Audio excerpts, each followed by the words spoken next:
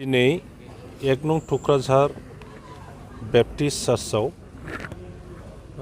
आगोलनि बिटिसिनि चिफ आरो बिपिएफनि आफादगिरि मानाव गेदेर हाग्रामा महिलारि आरो बिथांजों लोगोसे पानिराम ब्रह्म दानि एमसिएलए आरो गोबांथार दैदेनगिरि बिथांमोनहा बे गिर्जायाव फैनानै टुक्राझारनि रायजो राजा बयजोंबो बिदा फंबाय बिब' बिनानावफोरजों लोगोसे गिर्जा खालामदों। बेवहाय गिर्जा खालामफैनायनि मेइन थांखियानो जाहैबाय जे गोबाव सम जाबाय नुलायैया आरो राजनैतिक उद्देश्य लानानै फैयोब्ला जोंनि गेजेराव एसे सोंखारिलायनाय बायदिसिना खोथा जायो। गतिके जोंनि बिदा फंबायफोरजों नुजानायनि मोनसे जोंनो स्कप नांगौ आरो मोजां गाज्रि रायलायलायनो जिहेतु सोरबा मानियो मानियाया आलादा किन्तु जोंनि दैदेनगिरिखामोन दाबो दैदेनगिरि आरो भबिष्यतआवबो दैदेनलांबाय थागोन। गतिके रायजो राजाजों नुजालायनानै बे जायगायाव सान्थि लाबोनाय आरो खौसेथि लाबोनायाव जेन' मदद होफानो हायो। सान्थि आरो खौसेथि थायोब्लासो ओनसोलाव जौगानायनि खामानि जागोन, देशआव जौगानायनि खामानि मावनो हागोन, बेखौ जों बयबो मिथिलायगौ।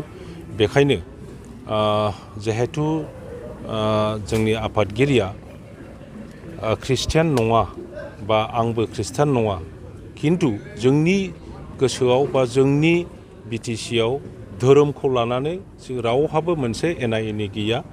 जोंनि बिटिसिआव बौद्धिस्टआबो जोंनिनो धोरोम, हिन्दुआबो जोंनिनो धोरोम, ख्रिस्टानाबो जोंनिनो धोरोम, इस्लामाबो जोंनिनो धोरोम, जयगुरुआबो जोंनिनो धोरोम। जोंनि थाखाय धोरोमनि पार्थक्य गैया, भाषानि पार्थक्य गैया आरो रावनि पार्थक्य गैया। जोंनि जायगायाव जि राव दं बेनो जोंनि राव, जोंनि जायगायाव जि हारिफोर दं बेनो जोंनि बिटिसिनि हारि, जोंनि जायगायाव जि धोरोमफोर दङ बेनो बिटिसिनि धोरोम। बे फिल'सफिजों जिहेतु जोङो देशनि थाखाय मावदों, नागरिकफोरनि थाखाय मावदों।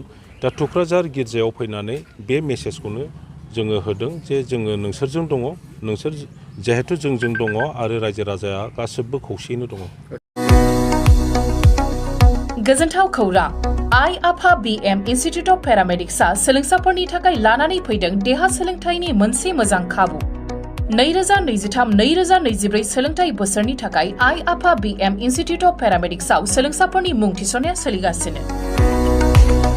क'क्राझार सोहोरनि जेटी रोड गोजोनपुरी गांजेमा बाजारनि उल्था फारसे साखाथियाव थानाय आइ आफा बिएम इन्स्टिट्युट अफ पेरामेडिक्स सोलोंथाइ फसंथानाव सोलोंथाइ लानायनि गेजेरजों सोलोंसाफोरा साख्रि मोननायनि खाबुखौ खालामनानै लानो हागोन।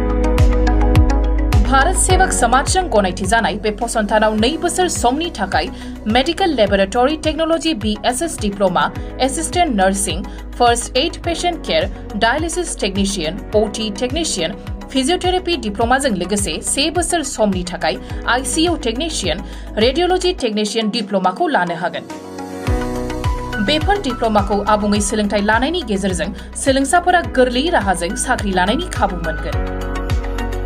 गोसो गुदुं सोलोंसाफोरा रोखायै मिथिनो थाखाय 9821663110, 6002559220 मबाइल नाम्बाराव फोनांजाब खालामनो हागोन, नङाब्ला क'क्राझार सोहोरनि universal dental and health care सेन्टाराव फैनानै थोंजोङै खौरां लाफैनो हागोन।